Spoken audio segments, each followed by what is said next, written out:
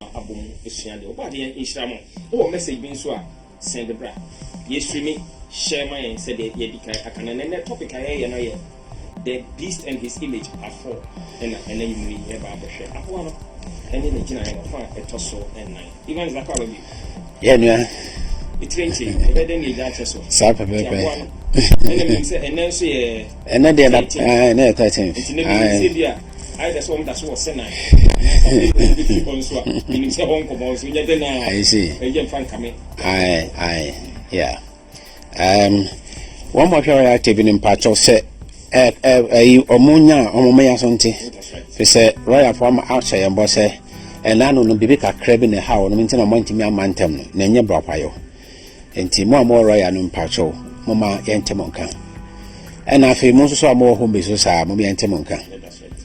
Yeda Yankopon ase se yasan hie bio ana sa no me san to aso kakra bi me pese me ye tuma sonko ema memena kwan for Seventh-day Adventists. Okay, me mom special appeal na me kano TV ba ko so em se me kan NJ TV a so kra maka na me saka na biem se ba bia nema ko duru no Onyankopon to na ne hwa ase ya asori ya akase ekuo anya kopon ni da o so se won baye na dwuma di akọ na wiye no kuremu eyazefo eyazi asaf ento bi bia o ti asa o wasa asaf no bia no me pa ne to me sere no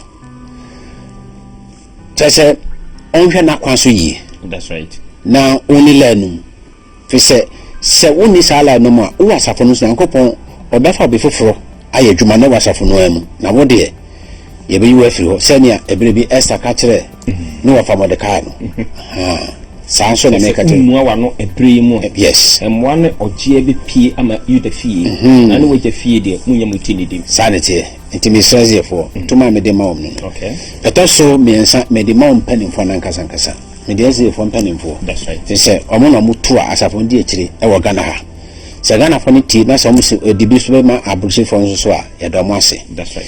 Me watch about say papa dia just about 10 minutes past 6 and the date 13th November 2022 yani mo kasa no yi ansana ya ma studio ni bibia akwa wiye onda akwa wiye no ochina panimfo nso so a omunya akonya ko pamasa adom no omutimi tun sa from ampani ede asore mo akakra nso ede boa national cathedral de man onfa sa kwa no aso na omumampa omampani aso ntese emra no a yedi free soro ho ba no sayam papa sa homeda be wo mu a enya Yankopon homeda mamenda. That's right. Enya mampani no ontim so stamp na nsa koya no dia o mampani onnim wa Ghana fo on hore ne nsa sa so kan ti on hore ne nsa sa pepe on sore se me die menka on ka ho o ye sa wi a ba bi azi fo ekoshi anno on ko ho anno ko boss so mo so si ahade ye ni efie ye me mampani ye be so me ho a pia pum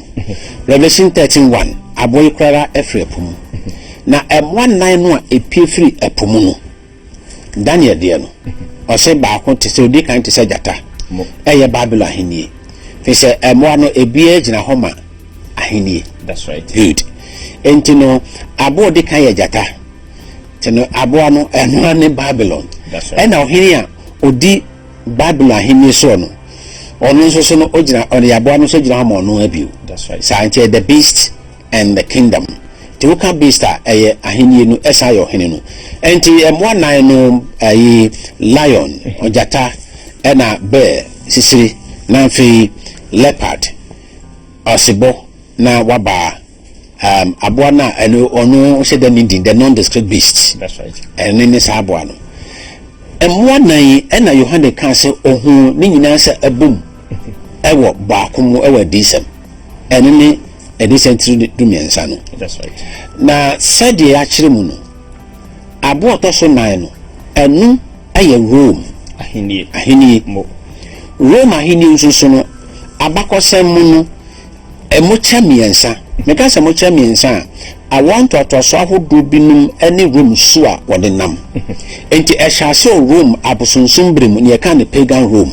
That's right. Eto asoa ebesi Rome eye Papa Rome menka se Christosum brem Rome efire no no baya de ko se ɛyɛ France asrafo nso kɔkye Rome pani asabe na popo te kunya so ya kye no je ne ko prison no nso ɛhɔ na ɔkɔwie ne nkwa na aka hɔ ɛna afɛ no akyi no Rome ɛsan pagya bi ma yɛfrɛ no Holy See enti no ɛno ne ahene ɛtɔ so nan na ahene ɛtɔ so nan na yɛ Rome anase Roman Empire no agye Kristo no bɛba ansa na ahene negu.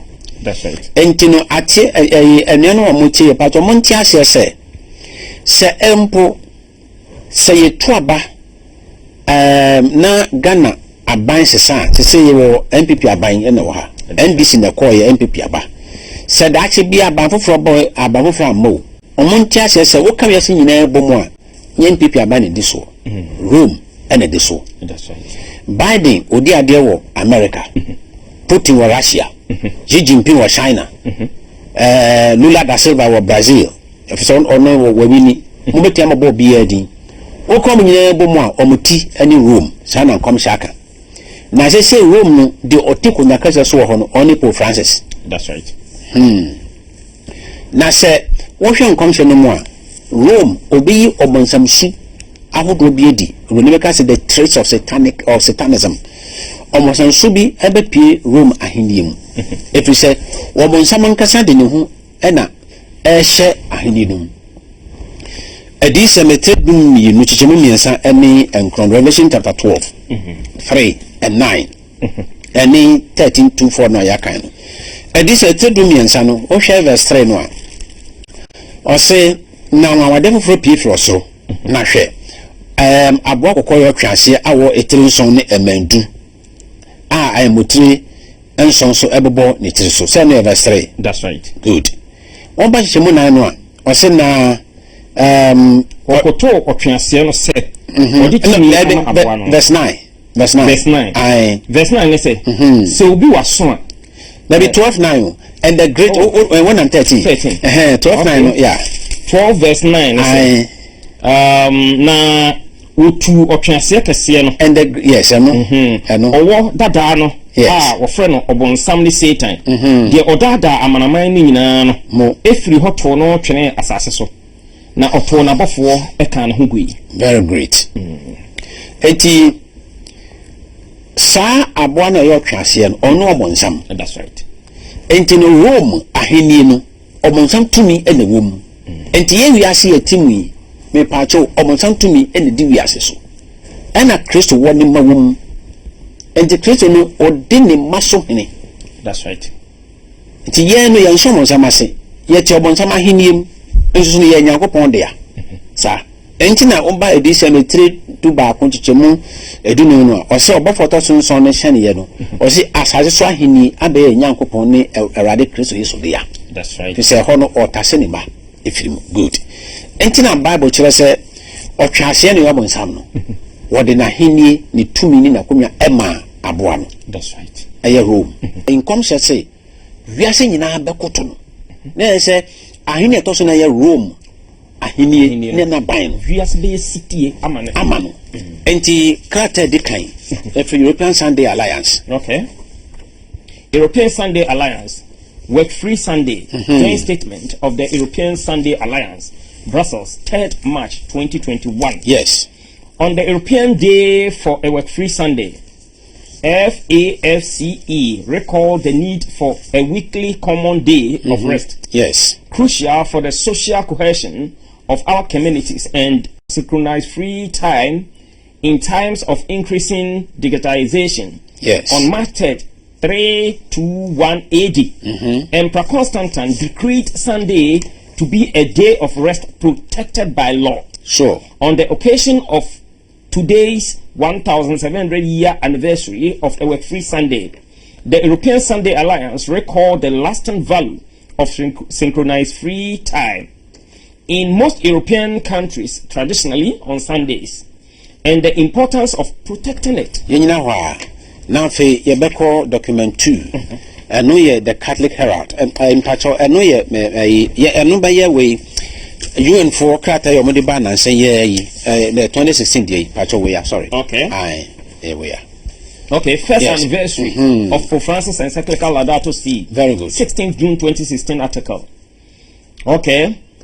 The encyclical. Maybe Christiana Figueres, yes, Executive Secretary of the UN Framework Convention on Climate Change, said the Pope's encyclical, along with mobilization by many other faith groups across the globe, provided a clear moral imperative for taking climate action, supporting the Paris Climate Change Agreement, and backing the 17 Sustainable Development Goals. All right. I appreciate the next paragraph. According to the National Catholic Reporter. Okay. According to the National Catholic Reporter, Pope Francis' encyclical has had visible impact over the past year, in addition to helping to move forward the international climate and sustainable development agendas. Thank you. United Nations Airboy Hasade 322. Wow. On the Frigana Akoye. Amoya de sending in an ye yuntra.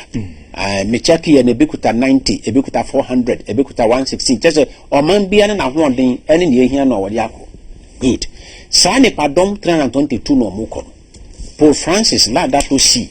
Kratay. And a UN Chelsea, and no, mamma one didn't to me. That's right. Omri is actually. And no, Gina, so I just said the 17 Sustainable Development Goals. Now, some can say Rome and a diviaswa. Yes, a dear Coto Obama, Pope Francis. There be a Mranwa, ye debu yasin if you Pope Francis or. Sir, good. Now, for Osha Catholic Herald, a year. April 19, 2022. Monday, in Chimubi by Kratana for France de Abano.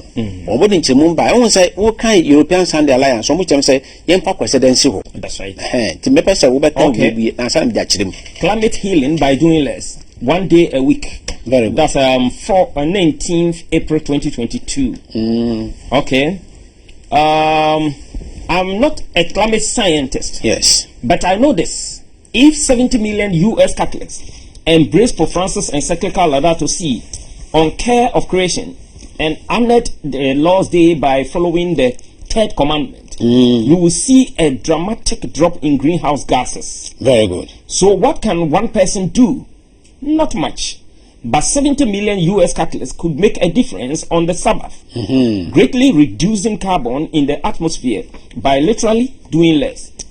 If you are waiting for God to save us, you are too late. He told us how by writing it with his own finger on a stone tablet several thousand years ago. All right. What would honoring the Sabbath look like? Worship and prayer as usual. No, so I can no shopping bill. No shopping. And I can no driving. So no driving. That's right. Very good. So I can't. No work. No work. I can't ever. Very good. Now, sir. Yen yeduma, yen tonadie, yen chika, and nak way matucha so crampono. That's right. And also one more deka yeduma kwasiada just go butumina, yen you move kwem. That's right. Mom yeduma kwasiada. Sa homenda ya Roman Catholic mu ewo krata mu. Eno na first document of European Sunday Alliance. Omo kai Europe aban say kwasiada no yeje. Every say Emperor Constantine, a year in fair permanent a handsome a 2021 in a Mocas Assembly. That's right. 1,700 years ago, and now Constantine, or in a share cratase, a shamra, at the top was said that she said that was said what the mra it him so saying yes, Wajuma. In your Ahmejita, and Yahmejita, say you that for Homedan. And a province I can. Okay. And you know, a mechanic be Constantine, one shamrano, say. O two Yankopo Medanegu, or the Quasada show, one canasa, or no, the obey and say, Washamra, Sempa Quasiada, and Yahomida. Quasiada, I used to sorry, a young comshe, as a social Quasiada. Young Casa or Solo Quasiada, Yankopo the best son of Homeda, there be young canasa. Okay. Pope Francis war Casano or Casa or no, Jodi Bano, a bed can't be a similar hodo. Share Laudato Si, page 14 in my. Okay. I don't see I said you can't kind my other phone. What Laudato Si encyclical been made kind from page 14. But also, I will advance some broader proposals. Yes. For dialogue and action, which would involve each of us as individuals and also affect international policy. Mo. Sir. Enti no Pope Francis what did that to say na what day ba no a enkodru UN no no nka so aboni trim pose or the mra do bi beba wiase na ebeka ankrankre biara huma you by 2015. That's right. Enti wo bia wo ti wiase 2015 ene wo ya wo 2015 ba nyina no sa mra ya Pope Francis what day ba no ono anka sa ka tra to se ebeka ankrankre biara ene oman biara mra emra se beka no sa na ba ko a ewo mu a eka no a ebeye bone ma wo se obedi so no ene kwasada so se watwero ewum na eno na me de kata yi eto aso we free Israel ammo amoye yasho po we de atomla aso. Okay, religious leaders gather in Sinai to receive climate justice 10 commandments. Okay. Date da ben the date is November 7 2022. Okay, November 7th, 2022. Yes, okay. Some 40,000 attendees have flocked to the Sinai desert, including over 100 world leaders, as well as leaders in business and other sectors. Christians, Muslims, Jewish, and other religious figures will participate in a UN conference on climate change that is taking place this weekend and next. Very good. In conjunction with the UN event, a group of faith leaders is taking an alternative approach, seeking a faith-based solution to ecological crisis by promoting the 10 principles for climate justice in a global initiative. You know why?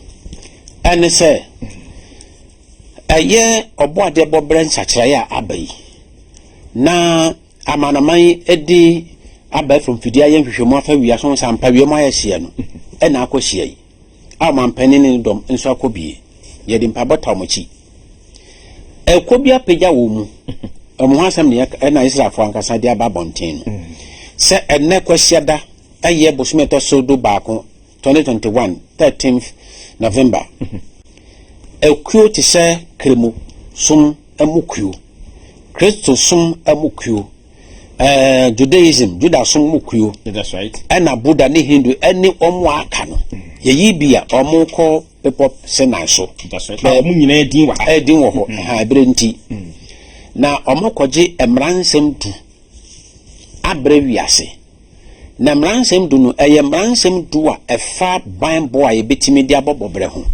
Eno omo fa ne climate laws. Aye 10. Sa no maka so omokoje aba. That's right. Na kwa amoko no Abranti bi a friend no Rabbi Jonathan Neril.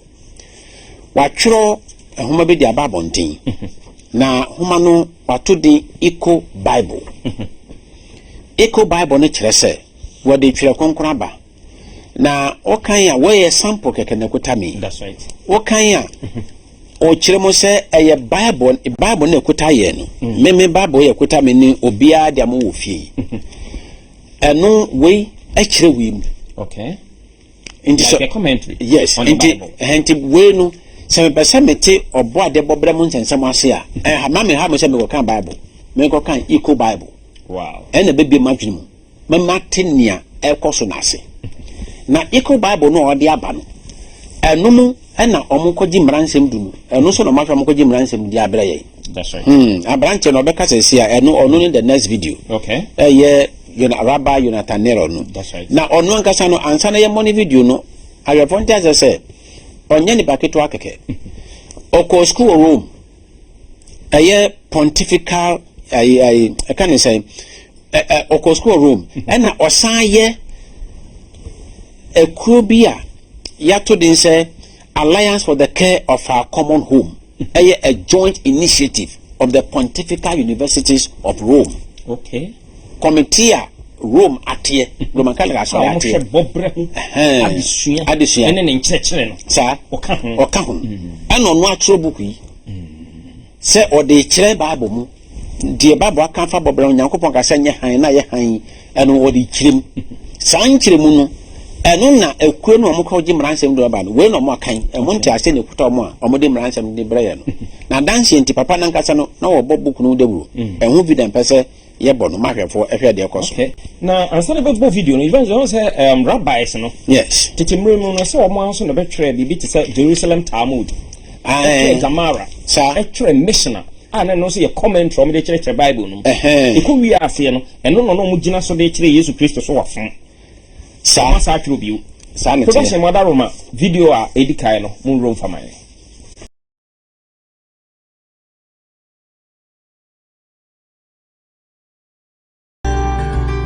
What does the Bible have to say about climate change? The rainbow is given as a sign that God is not going to destroy the world. According to Nachmanides, writing about 800 years ago, the rainbow is a symbol of an army that has decided to stop fighting in a war. And they put their bows into the air, and that half arc is a sign of not wanting to make war. And so that's a sign that God doesn't want to keep making war with the earth and that God was ending the flood.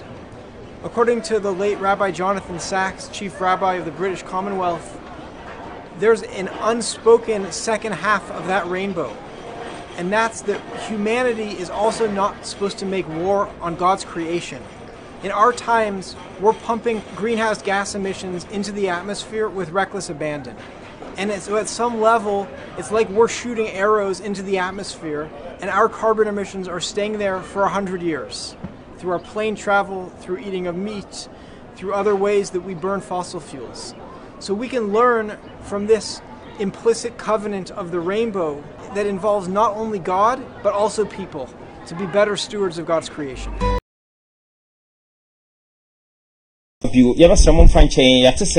Motive no twitwi kakra but I am say improve kakra mo fan chen sa na tie na mo mpaye infantile program no echi na osefo no pompu ye beka evangelist yakọ video no very good na me chire mo say abrante no beka saye no Rabbi Jonathan watwere Bible enchirimu aba a onkwato din say Eco Bible na Eco Bible no ochire mu se Nyankopon o ka se ofa o se Nyankopon me pacho ma minka de o kan no o se Nyankopon e ka kire no wa se on sa wiase biem sa no kan bet Nyankopon so kan se on fan suiri nse wiase biem e se o de Eco Bible no kire mu enti ji ono no de ni di uja bi dabi o so no aka kire nse Bible no ye nti ase o mu na tora no ye o mu dia oh okay father say enti ono na ono no wo kasa no onim se na adwen ye ne se ye no atwere ne enti ase o mu na atwere ne o mu dia enti ono ukire mu se Nyankopon se on sa wiase bi ti o kire we mu enti oni ni se obeka tro se de o we mu no eno akire mu ha no enti emfa Bible na kasa nkorete ne de no ono ne de ne den e correct Bible sa no mo ye nipa wanya sa no mo ye Israel for no mo nye Yesu anim enti wono Jonathan Rabbi Jonathan say Onyankopon se on sa wiase bi enti no enti America treasure for so mo nimre yi efi se no emra no mo de ba no e kire mo se wiase no ensei enti wodi kwanhwani no kra da so se wo ya advent wo hwe Yesu ban ho kra no kra no just woti eno kra no e challenge e so defend okay kampese wiase be kwa wiye fi se nipa no pepo no so nwimiri sa bere omugu so o masane aba because program na yetu omko jimra na ba on be ye adwensakra osum tinti sa bere adwensakra osum na agusu den e wo nipa ya yade ye wie na chi obeka no so ye kwanhwe na wiase besa ya jese okun da ye nim no nya konketwa tina make treasure asofo empanimfo kokudan se wo de mesem ni tim me manu nru bed me pa mo chew fi se de dru de jese me ye ni se ya that's right kwa mo fa se no man panin wa sa asore ebo a ye se de bo cathedral no mo fa kwa no so a onko ama panin akache na de mo bia no me yesu nkyere ni ntentem that's right sa enyo mo nkwa na habe no ya cho so mo nko man panin so ko bie eno no so kasakra mu odu edom etie sa na tie kwa mo fa so mo du anu etimi ko na kache kache no ni twa foto no mo nko ne nkyɛn na mo nko kanche so panin de boba no etie Nyankopon sa zale na maka ikosa na wi no papa no a wakasa no Rabbi Jonathan oniu wose oni committee a watie no sa climate partnership no womu eka womu ekofro na akogye ayaba Interfaith Center for Sustainable Development momwa in Sinai a prophetic call for climate justice and ceremony of repentance. Okay. Main first paragraph. Okay, between November 6th and 18th, 2022, the UN Climate Conference, COP27, will take place on the Sinai Peninsula in Sharm el-Sheikh, Egypt. Yes. Religious communities and religious leaders have a key role to play in addressing climate change and climate justice, which requires deep information transformation within society. The knowledge of what changes are critically needed to diminish long-term harm to the planet is readily available. Thank you. Me pacho obejina wona afi ya kan we Sinai Climate Partnership me pese e be kan eno wa ha eno document nkwata me wa ha o be hwe Sinai Climate Partnership no sorry. Yes. Okay. The Interfaith Center for Sustainable Development, ICSD, together with our partners, the Elijah Interfaith Institute, very good, and the Peace Department, is launching the Sinai Climate Partnership at the United Nations Climate Conference, COP27, in Sinai. The purpose of the partnership is to, 1, bring religious leaders to UN public policy decisions on climate change. 2, resonate clarion spiritual call for climate action throughout faith-based communities around the world. Third one also. Okay. Me pacho almost say osun anagidie ku mi kan sa gidie ku ahodo wo wiase no ye bo omoano akoka UN ho na hye ya UN say de bebo bobra ho ban no gidie ku ahodo no so no omochefa wo mu no ye di atodwa say mo so mo de mo ba ye ni na etoso mi no ka say resonate a clarion spiritual call ye de honhom fra bi eba eno de emu da ho clarion ya de emu da ho. So what I say, ye din chira e mo da ho ehun mo chira mo da ho a gidie ku ahodo no den betimi ediso eno na Pope Francis kan say wo din chira bi ba eno no ebe kan krankre sa na kama na man so number 3 no. Number 3, provide thought leadership for faith-based communities ready to mobilize on climate change. Sa provide thought leadership no Brofoninti me compare Cambridge Dictionary ehwemu. Thought leadership ye obi a wode adwenkyere ana akwankyere bi aba na anya ebinim sunsunsanso.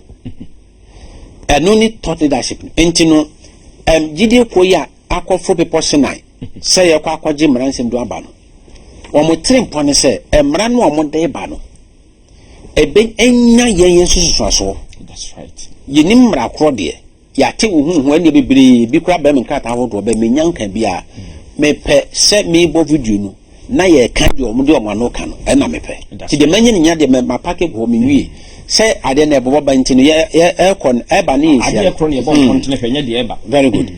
November 15th 10 o'clock 10:30 a.m. Religious figures share concrete steps for climate action within faith communities. Speakers include Bishop Andrews Helmbeck. Didn't the doors. And tis half for no, and no more day a program no, a man penning for no. That's right.